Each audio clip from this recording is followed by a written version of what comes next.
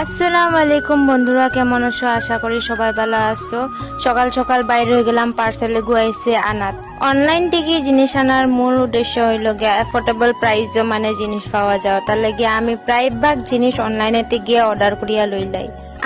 আমরা ঘরের টিকলি বাইরে গেছি পার্সেলে গু লইয়া আইতাম। জিনিস এগু আমার না, তবু দেখি অনলাইনের জিনিসটাও দেখাইয়া আনতে লাগে। আমি দেখাইয়া আনতে পারছি কিনা, তোমরাও লগে থাকিও দেখিও জিনিস এগু সুন্দর আইছে কিনা।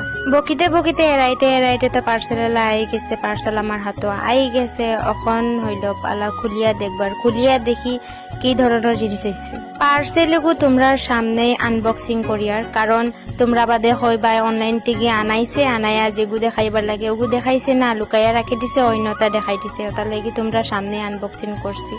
আর একটা কথা, এই ব্যাগ যদি লইতে চান আপনারাও লইতে পারবাই।